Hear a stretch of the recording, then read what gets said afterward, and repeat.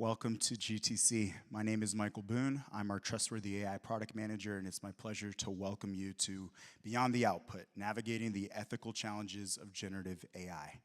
A couple of housekeeping items for today's session. One, the session recording will be available within 72 hours of this live session. Two, there are no questions, but you may engage the panelist after the session if there is time. Don't forget, please download the GTC app. It's a way for you to connect with attendees, check out the latest posted sessions, and even provide us some feedback. Fortunate for you today is Monday, so our keynote is at 1 p.m. sharp in the SAP Center. We hope we will see you there.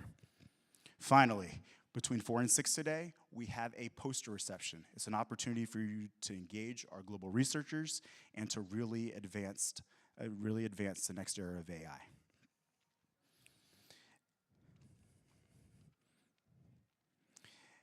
Now, let's get started with our actual session. Today, we have 4 panelists for you. Our panelists are as follows. Our moderator is Nikki Pope, our Senior Director for AI and Legal Ethics at NVIDIA. Brian Green, Director of Technology Ethics at the Markkula Center of Applied Ethics at Santa Clara University. Gina Moape, who is the Community Engagement Lead for the Mozilla Foundation, and then Iain Cunningham, who is our Deputy General Counsel at NVIDIA, who leads the teams responsible for intellectual property, AI governance, and data privacy. Fun, cool fact about Iain. Iain was a grad student, and before he went to law school, he figured that AI was moving too slow, and so he wanted to make things a little bit quicker, and so he's now a part of our team, and here he is today, advancing the very state of AI. So with that, Nikki, I'll hand over the panel to you. Enjoy the session. Thanks. So since Michael, can you guys all hear me? Because I can't tell. Okay. Since Michael introduced everybody, I'll just jump right in with the conversation. Generative AI models have been in the news recently for generating content that reflects some type of bias, for using controls to produce diversity in output, or by stereotyping members of certain groups. The data used to train the model may be biased. The developer of the model may introduce bias intentionally or unintentionally. The controls used to manage prompts or model outputs may also be biased, and even human data labeling processes may inject bias into the data. So with that as our sort of baseline, I wanted to ask Gina, you first. What is algorithmic bias, and how do we detect and mitigate it? Thank you so much, Nikki, for that question. Algorithmic bias is the presence of systematic and unfair discrimination in the output produced by algorithms. We have seen several cases of algorithmic bias where Dr. Joy Balwimni, a former MIT student, embarked on an art project called Aspire Mirror. While attempting to create a mirror that was supposed to display inspiring images on her face, she discovered that the computer vision software could not detect her face until she actually wore a white mask. And upon investigation, she found that the training data that was used to train the computer vision software primarily consisted of white male faces, leading to a lack of familiarity for faces like hers. This encounter highlighted the bias issues in facial recognition technologies. Amazon opted to use AI in their hiring process to sort resumes. The algorithm rejected all female resumes, indicating bias towards females. And the New York insurance regulators launched an investigation into the United Health Group following a study revealing that the United Health Group algorithm prioritized healthcare for healthier white patients than sicker black patients, displaying bias towards black people. So for me, the question of detecting bias goes hand in hand with mitigating it and also avoiding it from the onset. In AI, machine learning, IT, there is a term coined garbage in, garbage out, which simply means that the quality of output is only as good as the quality of input. You would think it's very obvious that for us to mitigate bias in AI algorithm is to use diverse and representative data sets, but we still do have algorithms that have been trained on biased data.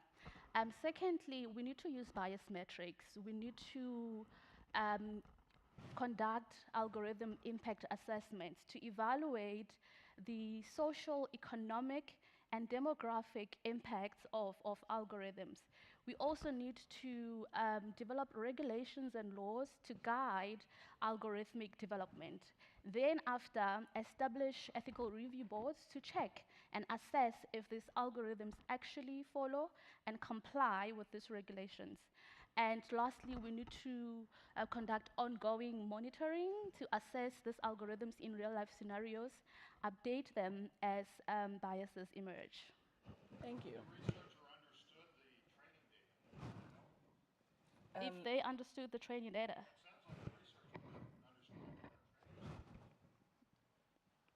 Sorry, I don't understand what you mean by that. We're going to move on. So, Gina, what you were talking about, in some sense, you might think that transparency of how the model was trained, what it was trained on, and how it performs would at least inform users of what the model is and how it works. Yeah. Brian, is it sufficient to be transparent about an AI model's unintended or unwanted bias, or should developers try to mitigate bias in the model itself?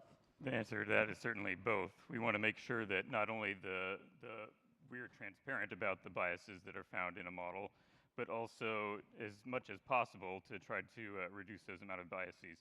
So, for example, if you think about if you have a loan data set or something like that, a loan data set, for example, could have lots of historical bias in it in terms of who was receiving those loans and who wasn't. You want to, as you're looking at the data set, of course, you want to analyze it and figure out what's in there and analyze what sort of biases are going to be found in there, because there will be biases found in it.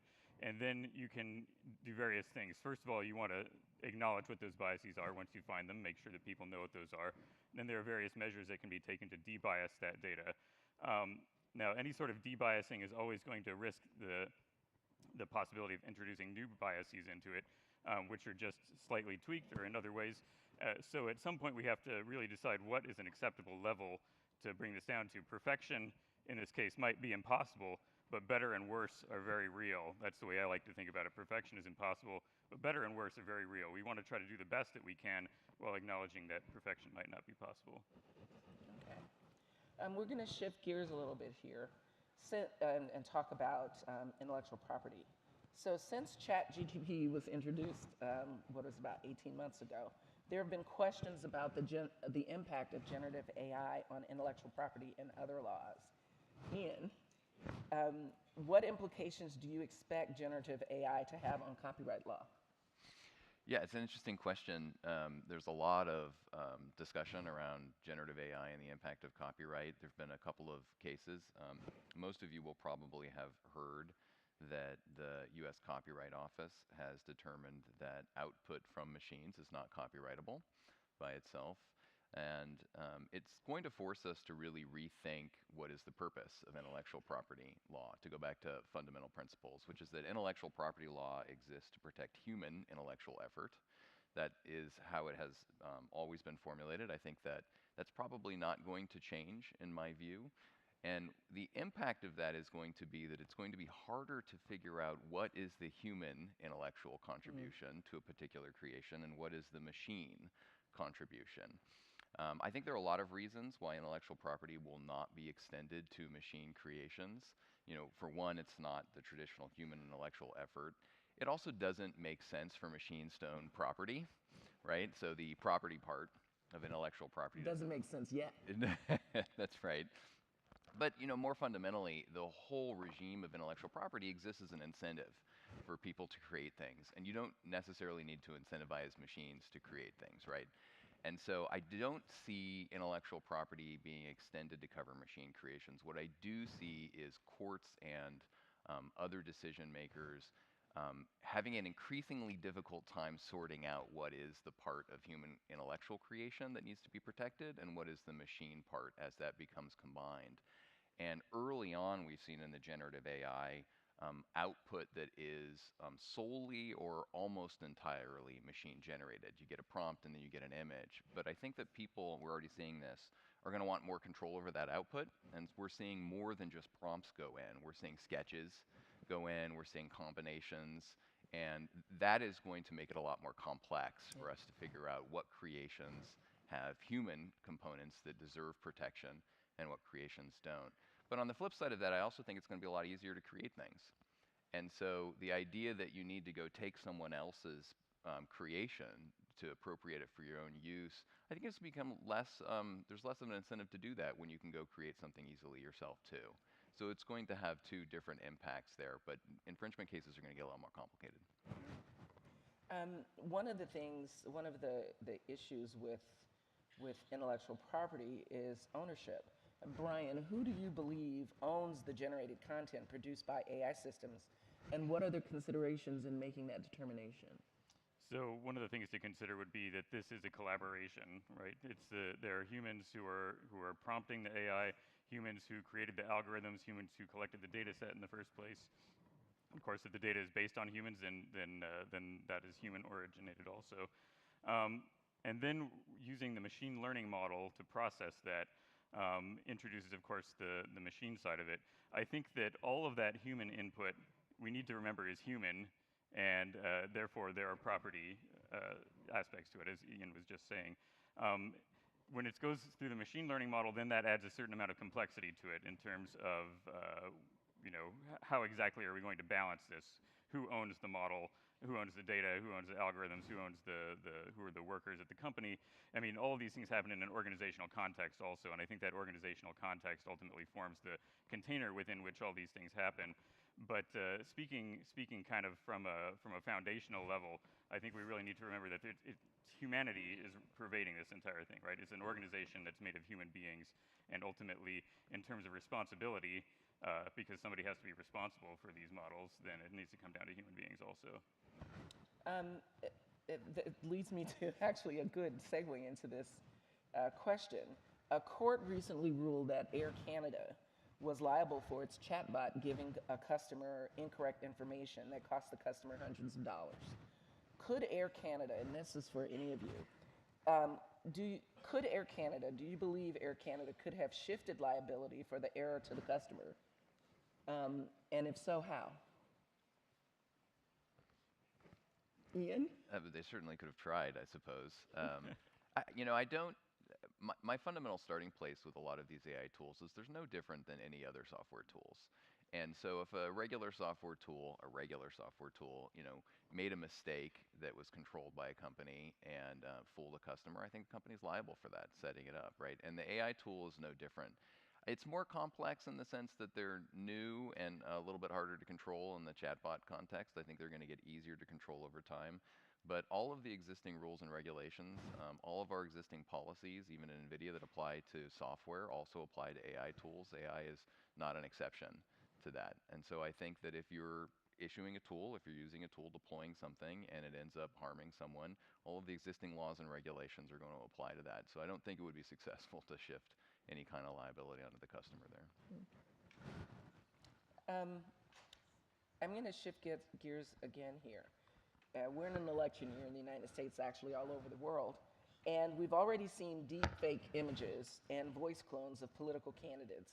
With a high number of high-profile elections happening around the world, concern about misinformation is increasing. So Brian, how can we prevent this type of harmful manipulation of AI systems? I think the first thing to remember is awareness. We need to first of all recognize that it's possible. And when we are recognizing that, then we need to go the next step and produce, broad, widespread public awareness is really, really important here. And then we need to actually do something about it. People need to be responsible for if you produce a deep fake that then is misleading people, somebody needs to be held responsible for that. If it's an organization doing it, the organization needs to be held responsible for it.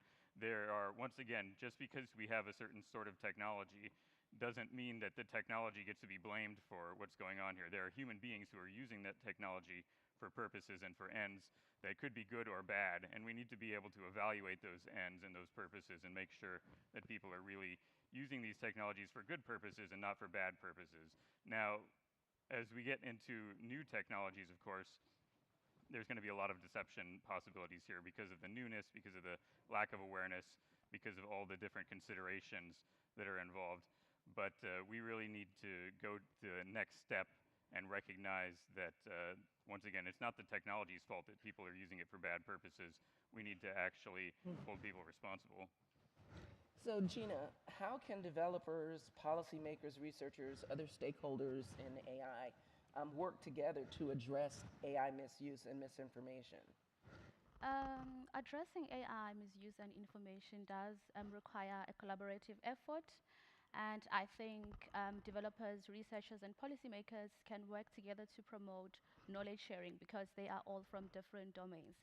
So developers can share insights into the technology's limitations and capabilities, while researchers can contribute findings on AI behavior and vulnerabilities.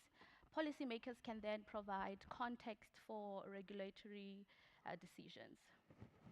Iain, do you see any First Amendment concerns or limits on what the government can do regarding deepfakes and misuse of AI? Yeah, this is a complex question. The First Amendment is going to ultimately play a big role in any kind of regulation in this space. It is not against the law, it's a lie. It depends on the impact, of course. It's the old saying, it's you can't yell fire in a crowded theater. So it depends on the impact of the lie, potentially. That's why any kind of regulation in this space is going to have to carefully consider what the actual risks are and to narrowly tailor what the regulation is to address those risks.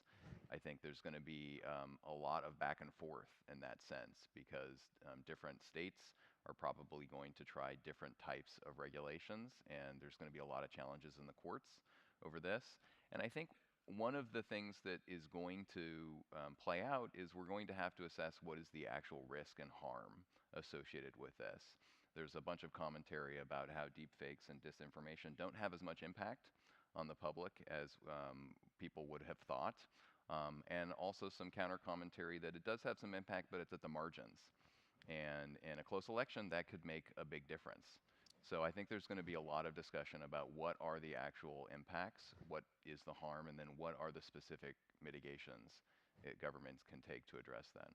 Okay. So AI safety is another concern of governments around the world. Last fall, the UK held an AI safety summit, and the US Department of Commerce has formed the AI Safety Institute. Iain, back to you again. What safeguards could be implemented to prevent malicious actors from exploiting vulnerabilities in generative AI systems? Well, there's a lot of safeguards. NVIDIA's got some of them. One of the easiest ones that we've seen rolled out, of course, are prompt filters to make sure that folks can't use specific types of prompts. Those are difficult and they're very rough around the edges in the sense that it's hard to make a rule because safety really depends on context. So just to give a small example, you can use a lot of these LLMs to draft phishing emails, spear phishing emails that are custom for a particular individual. To prevent that, you'd really have to prevent the LLM from drafting emails in general because it's very easy to fool them into drafting an email for any purpose. So AI is really context dependent. And that means you're going to have multiple layers of safety, multiple layers of tools, and you're going to have to think carefully about the context in which you roll those out. Prompt filters are one of those. You also have the reinforcement learning with human feedback that you've seen in a lot of these. Sometimes they can make the models too conservative so that they won't respond to relatively benign questions. So you can err on one side or the other. But you also have other more expensive mitigations like other LLMs that are judging the outputs of the primary LLMs and determining whether there is harmful content in the output. That's a lot more expensive, but in some cases, it could be a reasonable approach if the harm is potentially great enough. Well, we've heard and I've read a number of articles talking about open sourcing this technology as a way of improving safety because different researchers and different people will have an opportunity to play with it and improve it. What are some of the trade-offs in deciding whether to open source a model? And I'll start with Iain, but anyone can answer that. Yeah, I think we just had news recently that Elon Musk's model has been open sourced. It's, I think, a 384 billion parameter model. So we're getting a lot of these big open source models now. There are considerations because of the unknown use of them in terms of the potential risk of open sourcing them, but we're also seeing a lot of really helpful research that is being done on open source models that can't be done on closed source models or can't be done on models where you only have access to the black box output. You know, for example, I think late last year there was a paper called Representational Engineering, which went through the Llama 2 open source model and actually identified within the weights layers and nodes that were responsible for attributes like truth and power seeking, remarkably.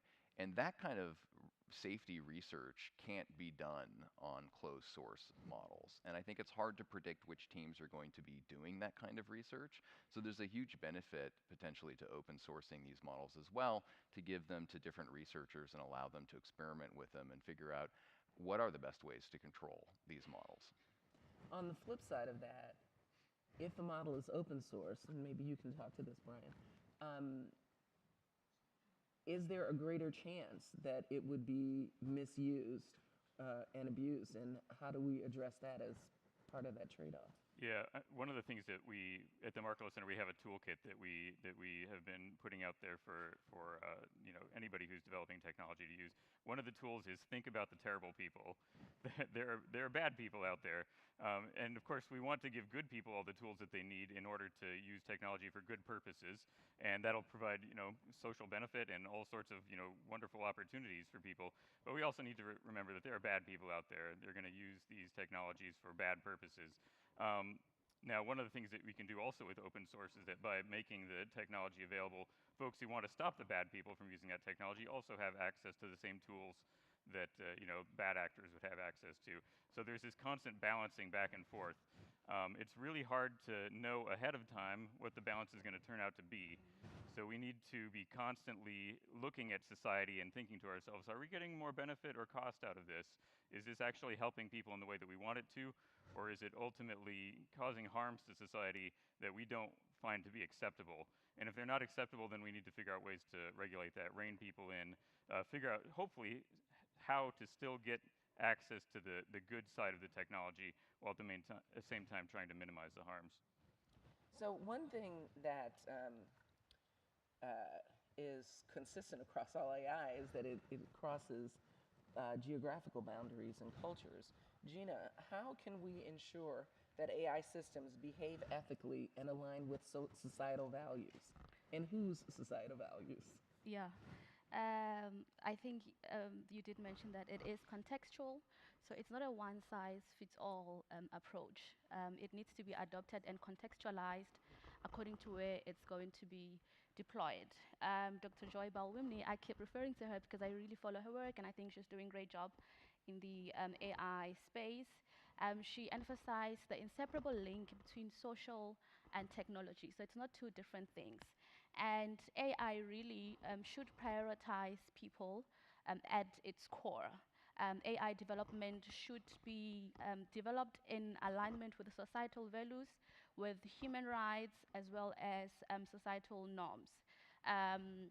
One of the four things that I think are important in making sure that AI is safe is fairness, responsibility, accountability, as well as interpretability. And interpretability in a sense of explainability. So developers and tech companies should explain and provide documented explanations of all the AI systems that they deploy into the public. Explain the source of the data. explain the bias in the data set, and explain the bias in the modeling process, explain the bias in the final outcome. And I think that we cannot entrust AI with crucial life decisions, such as determining eligibility for a home loan, for a college admission, and also accept an explanation that it's black box. We don't know how AI makes the decisions that it makes. Kathy O'Neill explained it nicely and said people are suffering distractions of math. Okay. Brian, there are always unintended consequences and harmful outcomes, even if developers ask the questions and think about the bad people. What measures can be taken to address the potential for unintended consequences or harmful outcomes? So, of course, there's a legal approach to it, which is great. Law obviously has a role to play here, but also on the ethical side of things. I think that one of the things we need to really be thinking more about is ethical education, all the way from from the start of education all the way to the end of education, and then continuing on through life. And we need to be constantly aware not only that the world is changing around us, as Gina was saying, the world is socio-technical system. It's not simple. It's constantly changing. People are changing. Organizations are changing. Technology is changing. Governments are changing. There's just a constant dynamism in the world that means that we have to constantly reevaluate the way that we're looking at things, and that means a constant, attempt. We need to be constantly attempting to maintain our awareness of this environment around us. Something that might seem simple one day might turn out to be very complex the next day, just because the dynamic environment has changed. And so as we're putting forth technologies, we need to be not only aware of the technology that we're producing, but of the way that it's being used, and also the potential for exploitation that's being developed as these technologies interact with society. And it's one thing, of course, to think about your own society, but also remember the world really is a very vast place. And so there are going to be folks in other parts of the world who are using potentially a technology that you create in very different ways than you might expect, and even in potentially very negative ways. A government, a bad acting government could pick it up and start doing very bad things with it. And we really need to think not only, law is one regime. Law works within an organization or within a certain nation. And ethics, of course, also works within certain groups of people. But if you start talking about how do we have something international, then we need to start thinking at the international level, which, of course, adds just another level of complexity to things. Yeah. So what can developers do, or how can developers collaborate with these regulatory agencies, other decision makers, stakeholders, industry partners, to make sure, or to at least attempt to make sure, that the AI that we distribute is safe? And any one of you, or all of you. I think one of the best things that developers can do is provide options to policymakers and to customers, our customers, for example, at NVIDIA, to roll out systems that are safe. Because safety is such a contextual thing, it's hard to know in advance what the right mitigations are, especially in an international context, right? You might not know how things are used in an international context that could be harmful to local communities. And so what you need to do, I think what's really helpful for developers and technical experts, is to come up with that list of all the kinds of safety mitigations that you can have. I think a lot about the GFCI outlets and bathrooms, where you've got electricity and you've got water. Building codes mandate you've got some special safety device in that location. That's not a safety device that you need at every outlet, because it's not as important for every outlet. But those are the kinds of options I think technical experts and developers need to come up with. Have a list of those, work with regulators to determine what is appropriate in what context, and to give options to regulators and local communities if they need to mandate specific mitigations in specific circumstances. Gina, Brian? For me, I think they can provide feedback to the regulations that are set by policymakers, and maybe highlight some of the potential unintended consequences of specific regulations. Yeah. What I would say is that we should think of society as kind of being a multi-layered defense against bad things happening. developers, you're the first layer, right? You're the people who create the technology, and when you have the technology, you understand it better than anyone else. There are other layers there that can also help to defend against bad things happening and exploitation of the technology and bad actors using it and abusing it.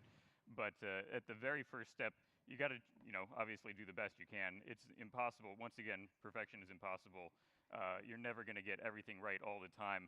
But it's important to be aware of, if you see, for example, the government says, hey, we're getting a problem here, or another organization or other groups of stakeholders tell you about problems that show up, just remember that you're the one who knows the technology. You're going to be the best person to come up with a solution to it. So one of the questions on everyone's mind is how to regulate AI. And we've talked today, and each one of you have mentioned some form of regulation or control. The EU is poised to adopt or to complete the adoption of the AI Act. Just last week, they voted to approve it. U.S. Congress and individual states like California are proposing numerous bills to regulate AI. So, Iain and Brian, what role should governments and regulatory bodies play in overseeing the development and deployment of generative AI technologies? Which one of you wants to go first? Iain, why don't you go first? Yeah, the EU AI Act, I think, is an interesting model for that, right? Because it's got a list of potential applications that are just straight out prohibited. Mass surveillance in a lot of contexts, automated decision making, things like that. And a lot of states have followed suit and have banned use of not just AI technologies, but any kind of software technologies in automated decision making.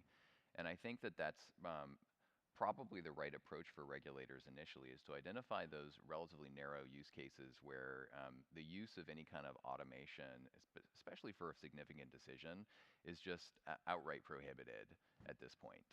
You need some sort of human in the loop, some sort of appellate process, some kind of due process involved in those kinds of decisions. And I think that is appropriate. I do get concerned about broad regulations that don't address specific risks. And the reason for that is it's easy to identify speculative harms. I think it's a lot harder to identify the opportunity cost of failing to innovate. And I'm excited about the potential for a lot of these AI technologies to develop new drugs and therapeutics, to help struggling kids learning with AI tutors, and even the technological innovations that we're seeing right now around fusion. That opportunity cost is a real cost that is a little bit harder to identify, and we need to make sure that when we're regulating, we regulate specific harms, specific real harms, and not strangle that opportunity cost before we have the opportunity to realize it. Did you want to add anything? Yeah, the thing I would say is that, speaking as an ethicist, one of the things I like about ethics is that if everybody just made the right decisions off the bat, then we'd never need to actually get to the legal level. And that's an ideal world, right? We're never going to live in a world like that. People are going to make mistakes either intentionally or unintentionally, so we're never going to have a perfect world. But once again, if we can really emphasize the ethics level of it, then the problems never get out into society. Or if they do get out into society, they get addressed really quickly because people are really trying to do the right thing. So since we live in an imperfect world, though, there is this need for regulation. And when we're doing regulation, once again, as Iain was saying, there's a potential there with the opportunity cost that the regulation will go too far and it will start causing problems. There are also bad interactions potentially between regulations. I was talking to a person recently who said, I am legally mandated by this government to both do this and not do this at the same time. And what am I supposed to do? And I said, well, you need to contact the government. I can't answer your question. Talk to some lawyers. I can't handle this. And so we just need to be aware of that, right? There's too much regulation really does present an opportunity for mistakes and big mistakes to happen, especially because the connection between the developers of technology and the regulators of technology is often not as strong a connection as it needs to be. That's actually a good segue into this next question for Gina and Iain. Many of us, probably everybody in this audience, has watched a congressional hearing on some form of technology where senators and members of Congress are asking questions that it's obvious that they don't understand how the technology works. And so is there a role that developers can play to help the regulators and policymakers come up with the right kinds of policies and regulations? In other words, what can the people in this audience do to make the laws that are going to come down make sense for us? Iain, go first. I really think that engineers, entrepreneurs, technologists in this audience, and one of the best things you can do is come up with options for regulators. They don't know what is possible in terms of the risk mitigations. We don't know. I think there's a lot of research right now. We're seeing a lot of papers on the open source models about how these models are controllable. And the more research that is done in that space, the more they have options, lightweight options to do this regulation, the better the laws are going to be. If the only thing that they know how to do is shut the models down to prevent specific harm, then you're going to potentially err on that side. But if there's a lot more technological innovation to say that we can actually dial up the truthfulness of these models effectively, we can dial down power seeking or deception effectively, then that's going to have a lot more impact on these laws than I think we anticipate right now. There'll be a lot more options. For me, I think also there should be a balance between the regulations and them hindering innovation, because the development of these models happens at a very quicker rate. So I think it's important to note that and try to find ways in which we can have the balance between the two, because we also don't want to be in a world where an AI model is sitting at 6 months down waiting to be regulated and approved. So this is a question that we've talked about a lot, Iain. What existing laws and regulations apply to AI? Yeah, all of them, is my glib answer. And this is something that U.S. government agencies have been saying quite a bit. Last April, you had a joint statement by the FTC with a bunch of other government agencies saying all of our existing laws and regulations apply to AI. There is no AI exemption in the law. And that's a really important point as policymakers think about regulations.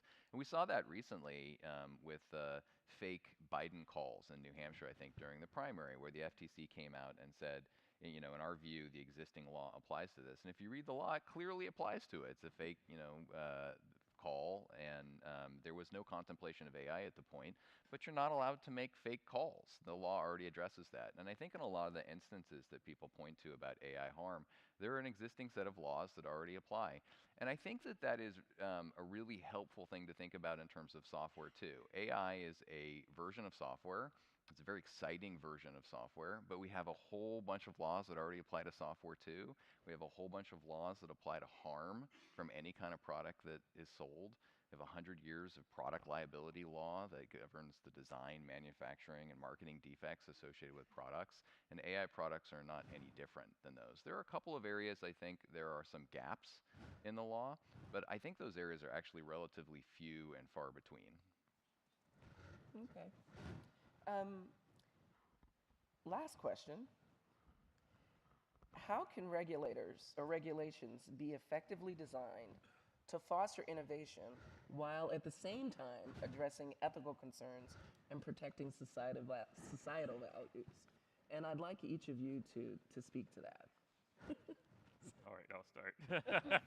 I'll just say that is the entire problem, right? that is the really, really core issue. How can we actually try to regulate something so that we're getting all the benefits and none of the negatives? And once again, not possible, impossible to get that perfection. So it's going to be a constant balancing act between different groups in society saying we think it's operating well, others saying we think it's operating badly. And it's best to be very particular, right? It's best to be as precise as possible when looking at an ethical problem. Say, it's this particular model when it does this particular thing. Can we solve that problem? Then you can figure out who to talk to solve that particular problem, whether it's the developers or talking to regulators or looking at particular use cases. The more precision that we can have, the easier it is to actually solve the problem. On the other hand, then you look at the world and you say we have 100,000 problems. How are we gonna look at this at this scale level? And that's where you really start having to have, once again, the social conversation and a prioritization problem of looking at what are the highest priority problems we need to solve. Once again, there's going to be a social debate about that. And then, getting government and other regulators involved as necessary. Collaboration, collaboration, and collaboration. As developers, different stakeholders, I think we need to include NGOs, government, because obviously this is something that is impacting almost everyone. We also need to get different context from different role players in the whole AI ecosystem. So I think if we have I don't want to call them ethical review boards, but some sort of board or committees that encompasses of developers, researchers, government stakeholders, and other key players to try to find a way that can serve all the players without compromising another part.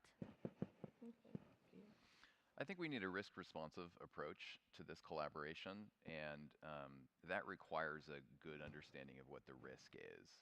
One of the things I would love to see more from engineers is benchmarks to help us understand what is the risk associated with various models. We have a lot of risks around performance, or I'm sorry, we have a lot of benchmarks around performance. Right now, we don't have a lot of benchmarks around danger, for some definition of danger. And it would be nice if we had that, if we could put a model through a series of tests and then come up with some agreed upon assessment of how dangerous the model is in specific contexts. That would allow us to do a lot more thoughtful mitigation. So we have 8 minutes left, and I'm out of questions. So I'm going to ask you to tell all these fine people one thing related to ethics and AI that you want to see, your AI ethics wish. I think my AI ethics wish would be that organizations really start to take ethics as seriously as they can. Once again, I think the right level to be doing a lot of this technical regulation at is at the level of the development of the technology itself.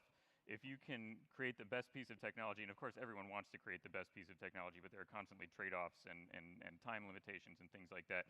But if you can really do a good ethical job right at the start, then the problems hopefully don't get out there into society in the first place. And I think that the more that it can be done at the level of the organization and the team and even the individual, then the less we have to worry about big problems showing up out in society. Once again, perfection is impossible. There's always going to be stuff that gets out there, and then in that case, the organization needs to be responsive to stakeholders out there in society and hopefully can figure out ways to fix the technology as quickly as possible. Great. Gina, what's your ethics wish? My ethics wish is to live in a space where AI serves everyone, not a certain group of people, and also not for it to enforce the current systematic injustices and biases that already exist. So. Iain? I want to see standards that are helpful for developers as well as for governments, and we're already seeing that play out with a lot of the government action in response to the Biden executive order on AI. NIST is developing an AI framework, and that's going to be really helpful for developers, because right now when you're developing models, you're kind of on your own in terms of assessing risk, and that is problematic. Not just from an ethical point of view, because you kind of have to invent the wheel again with that, but it's also problematic because when you roll these models out, it's not clear whether you've done enough or not. If you have a standard that is in place that everybody's agreed upon that says this is the right way, or at least a reasonable way to develop models, then you can have some confidence when you put those models out in the world, that you've done the right thing, that you're not going to get sued and put in front of a jury who's going to second guess every decision that you've made. There's a lot more predictability in having that standard. There's a lot more predictability from the government's point of view that they're going to have safe products on the market. So I'd like to see those standards roll out as quickly as possible in a reasonable way. Yeah. Yeah. I would just say, I recognize that I just put a big burden on everyone, right? Saying, figure it out in your company and we'll never have any problems out there. One of the things that the Markkula Center tries to do as an organization is provide people the resources that they need in order to solve these sorts of problems. All the resources are on our website. They're free. We have a handbook that talks all about how to build ethics into your company in a 5-step process. We have Ethics and Technology Practice Toolkit, which is the toolkit I was talking about. Think about the terrible people as one of the parts of that toolkit. There's also thinking about the benefits of technology, risk sweeping, thinking about ethical premortems and postmortems, expanding the ethical circle, in other words, be more inclusive in the way that you're looking at the world, and also making sure that you have feedback channels to get those feedback from people out in society that you need to hear about. So yeah, I don't want to just go out there and put burdens on people, but also say there are lots of resources out there. And of course, there are vast resources beyond the Markkula Center's resources also. There are lots of resources out there to think about ethics and really think about how to make the best choices when you're designing the technology in the first place. And I will end with my ethics wish. About a year ago, I read an article, I think it was in Ars Technica, where reporters went to college and university campuses in the United States and asked computer science students who is responsible for ethics in technology products. And no student thought it was their responsibility as a computer scientist to think about ethics, that was someone else.